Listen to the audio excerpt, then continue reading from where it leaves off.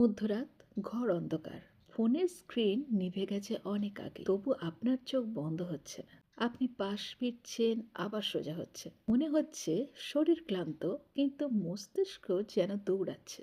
হঠাৎ একটা পুরনো কথা মনে পড়ে গেল। সেদিন আপনি কেন এইভাবে কথা বলেছিলেন? এই রেস থামতে না থামতেই আর একটা কথা মনে পড়ে। আগামীকাল যদি কাজটা ঠিক মতো না হয়, আর একটা কথা, যদি সবাই ভাবে আপনি যথেষ্ট ভালো নন। এইভাবে একটা চিন্তা আর একটা চিন্তাকে টেনে আনে। মনে হয় আপনি বিছানায় শুয়ে নেই, আপনি যেন একটা আদালতে দাঁড়িয়ে আছেন। বিচারক আপনি, অভিযুক্ত আপনি, আর সব প্রমাণ আপনার বিরুদ্ধে। ঘরের নীরবতা তখন শত্রু হয়ে যায়। ঘড়ির টিকটিক শব্দটাও যেন আপনাকে মনে করিয়ে দেয় সময় চলে যাচ্ছে, কিন্তু আপনি থেমে আছেন। ঘটনা আপনার সাথে অনেকবার হয়েছে। এরকম ঘটনার সাক্ষী শুধু আপনি নন, এমন অনেকেই আছে। রাত্রির বেলা মস্তিষ্ক একটা ভয়ের ইলিউশন তৈরি করে, কিন্তু আসল সত্যিটা একদম অন্যরকম। প্রথমেই সত্যিটা শুনুন, আপনি একা নন। রাতে অতিরিক্ত চিন্তা করা খুব সাধারণ একটা মানসিক প্রতিক্রিয়া। দিনে আপনি ব্যস্ত থাকেন, মানুষ, কাজ, দায়িত্ব সব মিলিয়ে আপনার মন বিভ্রান্ত থাকে। কিন্তু রাত্রে যখন সব চুপ করে যায়, তখন আপনার ভেতরে জমে থাকা চিন্তাগুলো সুযোগ পায়। আপনার মস্তিষ্কের একটা কাজ হলো আপনাকে নিরাপদ রাখা। তাই সে খারাপ সম্ভাবনাগুলো আগে ভেবে দেখে। সেভাবে, যদি এটা ভুল হয়, যদি সবাই বিচার করে, যদি ভবিষ্যতে সমস্যা হয়। আসলে আপনার মস্তিষ্ক আপনাকে রক্ষা করতে চায়, কিন্তু সমস্যা হলো সে বাস্তব বিপদ আর কল্পিত আশঙ্কার মধ্যে পার্থক্য করতে পারে না। তাই রাতে যখন আপনি ক্লান্ত, আপনার মন সবচেয়ে খারাপ গল্পটা তখনই বানায়।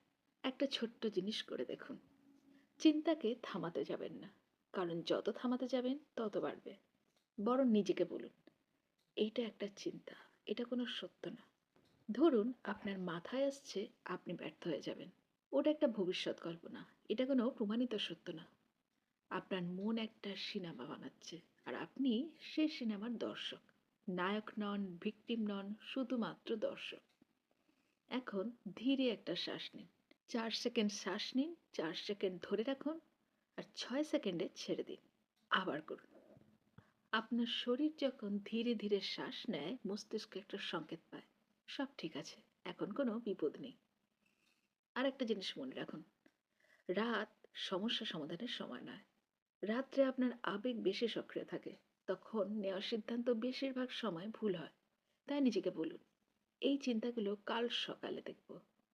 আপনি একটা কাল্পনিক ডায়েরি কল্পনা করতে পারেন। মনে মনে লিখে রাখুন, আগামীকাল ভাববো। আপনি হয়তো অনেকদিন ধরে এমন করছেন, হয়তো কারোর সাথে শেয়ারও করেন না, হয়তো বাইরে থেকে আপনি খুব শক্ত, খুব স্বাভাবিক, কিন্তু ভেতরে ভেতরে আপনি ক্লান্ত। অতিরিক্ত চিন্তা মানে আপনি দুর্বল নন, এটা প্রমাণ করে আপনি সংবেদনশীল, সচেতন আর দায়িত্বশীল।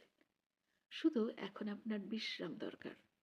সব উত্তর আজ পাবেন না, সব সমস্যার সমাধানও আজ হবে না।